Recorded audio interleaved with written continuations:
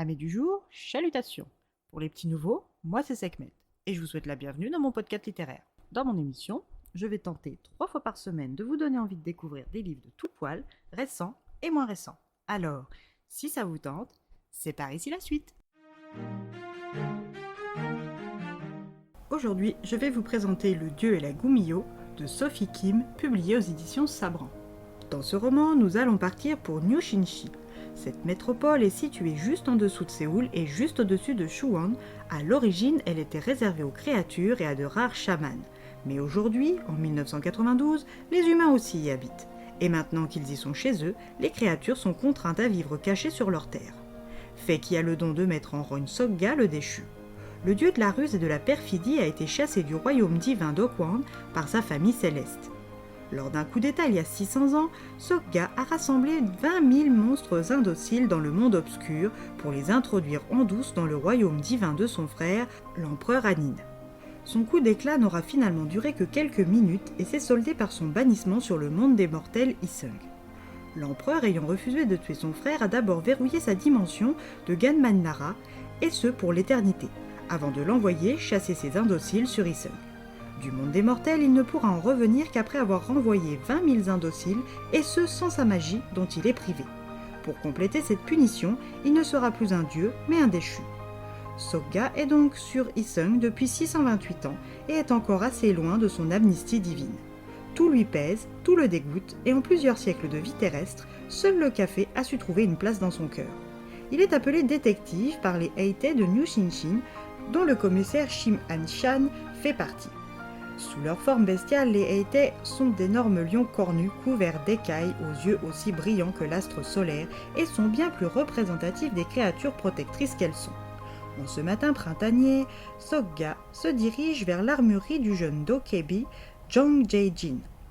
Ce gobelin joufflu tient un magasin invisible aux yeux des mortels et est un artisan compétent. Après avoir affronté un indocile particulièrement retors la veille, Sokga doit faire réparer la lame de sa canne épée.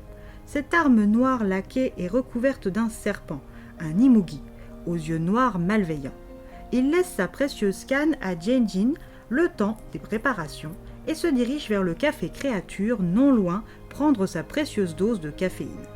Au comptoir, 2 goumillots, Nam-somi et Kimani. Somi est une jeune renarde aux joues rondes et aux grands yeux ronds. L'innocence faite renarde. Sa collègue Annie est bien plus âgée qu'elle et cache un très lourd secret. Elle est la renarde écarlate. Cette goumillot de légende qui en 1888 a fait un massacre et est à l'origine des nouvelles normes de leur espèce, comme l'interdiction de manger les foies de ses victimes ou leurs âmes. Âgée de 1700 ans, Annie est une reine du camouflage et de la fuite, mais aussi une révoltée dans l'âme. Avec sa belle chevelure brune-rousse et ses yeux malicieux brun-roux, elle ne laisse pas les hommes indifférents. Et même si dans son travail au café, c'est un atout, son aversion pour le café, et pour l'un de ses clients réguliers, n'en est pas un. Depuis leur première rencontre, Annie et Sokga sont comme l'eau et l'huile, et la rusée renarde prend un malin plaisir à le tourmenter en sucrant et diluant à excès son café qu'il veut fort et peu sucré. Sans sa canne, Sokga est déjà à cran, et ce n'est pas Annie et ses manières qui vont améliorer son humeur du jour. À son arrivée au commissariat, son beau costume noir, tout taché de café crème, Sokga est sur les dents. Le commissaire Shim lui propose d'embaucher un ou une assistante pour l'aider, ce qui termine de le mettre en rogne. De leur côté, les 2 goumillots essayent de ne pas avoir à parler de l'incident à leur patronne, Akminji, mais sans succès. Elles sont donc missionnées pour faire une course après leur horaire de travail. Sur le chemin du retour, Annie se fait agresser par des étudiants ivres. Elle ne retient plus ses nerfs de renarde en cage et les tue à coups de griffes. Elle décide de prélever leur foie grâce à son couple de dagues afin de les faire goûter à la jeune Somi. Après avoir goûté à ses lobes sanguinolents, Somi est ravie, rassasiée, mais elle se sent aussi horriblement coupable, et ce, malgré ce que lui dit sa Omni Annie. Et ce sentiment ne va pas diminuer après le passage du commissaire Shim et d'un faucheur venu boire un café en parlant des 2 victimes sans foi. Annie n'est pas particulièrement inquiète, surtout quand elle entend le chef de Sokga lui chercher un assistant.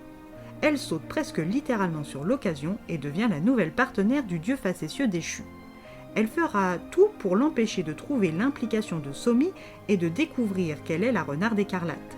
Quand Sokga rencontre Annie, sa nouvelle assistante, il n'en revient pas. Impossible de travailler avec cette vilaine renarde, mais malgré son âge, Shim est hiérarchiquement son supérieur, et Sokka va devoir trouver le moyen de la dégoûter ou de l'éliminer sans se faire prendre. Leur première enquête va être déterminante dans leur relation de travail et peut-être aussi au niveau personnel. Mais comment vont-ils arriver à travailler ensemble alors que tout les oppose, y compris leurs objectifs?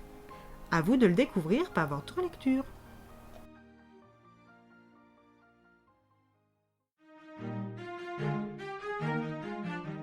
Un K-drama fantastique format roman. Visuel, dynamique, immersif, riche en personnages et en créatures, le tout servi par une plume sympathique et rythmée. Amateurs et amatrices de K-drama fantastique, n'hésitez plus. Et bien voilà, j'en ai fini pour aujourd'hui. J'espère que cet épisode vous aura plu et vous aura donné des nouvelles idées de lecture. Si vous souhaitez découvrir d'autres petits bonbons littéraires tout droit sortis de ma bibliothèque, je vous retrouve le jeudi 4 septembre prochain pour un nouvel épisode. Et si d'ici là je vous manque de trop, n'hésitez pas à me rejoindre sur mon compte Instagram, @leslecturesdesekhmet. Sur ce, chalut les amis, et à la prochaine!